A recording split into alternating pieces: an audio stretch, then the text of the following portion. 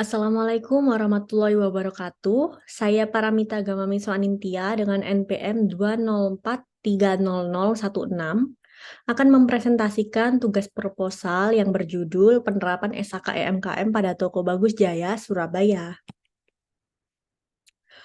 Latar belakang, standar akuntansi keuangan entitas mikro, kecil, dan menengah yang diperuntukkan bagi pengusaha yang belum memenuhi persyaratan SAK etap. SAK EMKM sendiri merupakan standar akuntansi keuangan yang berdiri sendiri yang dapat digunakan oleh entitas yang memenuhi definisi entitas tanpa akuntabilitas publik yang signifikan sebagaimana yang diatur dalam SAK etap dan karakteristik dalam Undang-Undang Nomor 20 Tahun 2008 tentang usaha mikro, kecil, dan menengah atau yang biasa disebut dengan UMKM. Rumusan masalah yang pertama, apakah Toko Bagus Jaya memahami pentingnya laporan keuangan dengan baik? Yang kedua, apakah Toko Bagus Jaya telah mengetahui adanya penerbitan standar akuntansi keuangan entitas mikro, kecil, dan menengah? Dan yang terakhir, bagaimana memahami penerapan standar akuntansi keuangan entitas mikro, kecil, menengah dalam penyusunan laporan keuangan Toko Bagus Jaya? Tujuan penelitian. Berdasarkan perumusan masalah yang ada dalam penelitian ini, maka penelitian ini memiliki tujuan untuk mengetahui bagaimana Toko Bagus Jaya memahami pentingnya menyusun laporan keuangan serta memahami peranan SAKEMKM dalam laporan keuangan. Sehingga Toko Bagus Jaya dinilai telah siap dalam mengimplementasikan SAKEMKM sebagai pedoman pengambilan keputusan finansial secara tepat dan dapat meningkatkan kualitas laporan keuangan itu sendiri.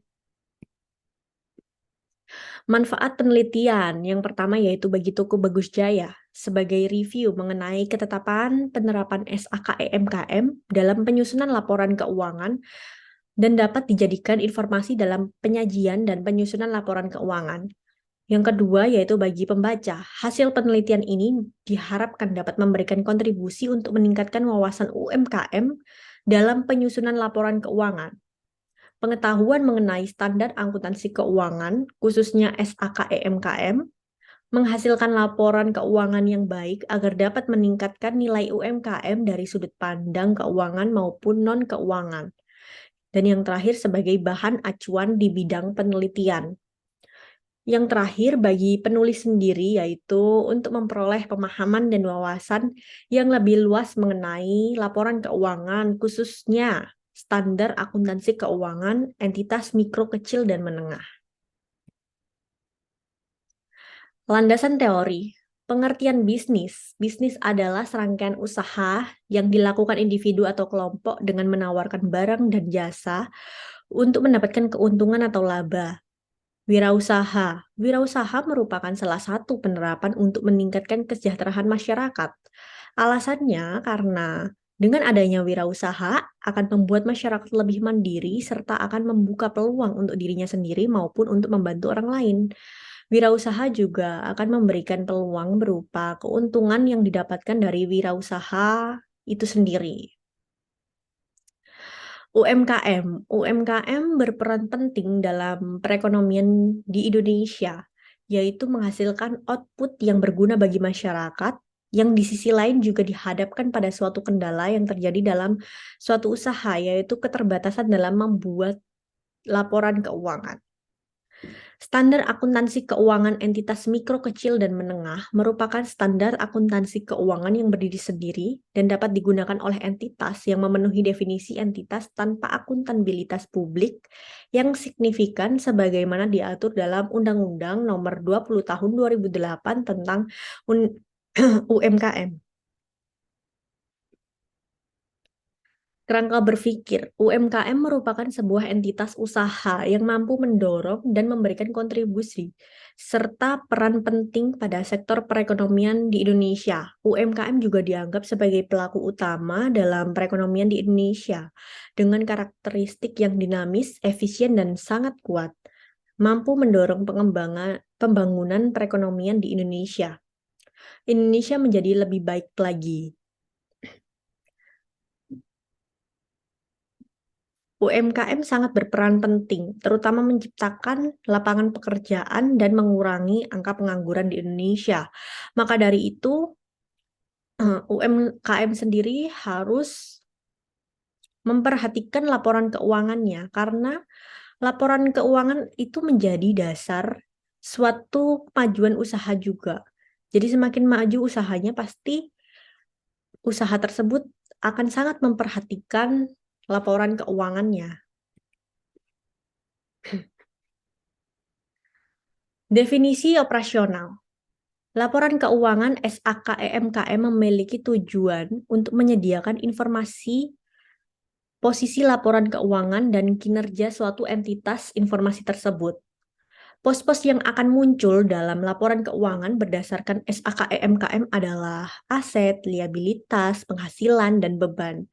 Indikator penerapan SAKEMKM adalah pengetahuan SAKEMKM dan penerapan SAKEMKM itu sendiri. Kualitas laporan keuangan dalam pemahaman UMKM terhadap laporan keuangan berdasarkan SAK yang berlaku dalam membantu UMKM mengembangkan usahanya. Indikator yang akan diukur dalam kualitas pelaporan keuangan dalam melakukan pembukuan atau menyusun laporan keuangan. Penggunaan pedoman akuntansi dan pemahaman akuntansi.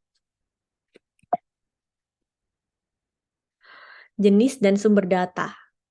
Jenis penelitian. Metode yang digunakan dalam penelitian ini adalah kualitatif deskriptif. Metode deskriptif adalah penelitian yang dilakukan untuk mengetahui keberadaan variabel mandiri, baik hanya pada satu variabel atau lebih, atau variabel yang berdiri sendiri tanpa membuat perbandingan dan mencari hubungan variabel itu dengan variabel yang lainnya. Dikutip dari Sugiono tahun 2013. Sumber data. Jenis data yang digunakan dalam penelitian ini menggunakan data primer. Data primer diperoleh secara langsung dari pemilik atau pengurus UMKM.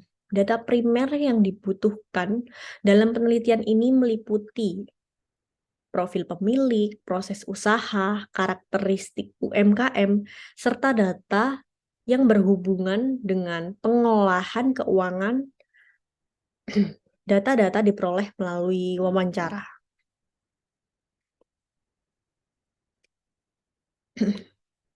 Prosedur pengumpulan data. Yang pertama yaitu dokumentasi. Dokumentasi adalah teknik pengumpulan data yang digunakan untuk mencari data mengenai hal-hal. Dikutip dari Ari Kunto tahun 2013.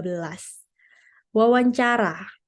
Yang kedua itu wawancara. Wawancara adalah dialog yang digunakan oleh pewawancara untuk memperoleh informasi dari yang terwawancara sendiri.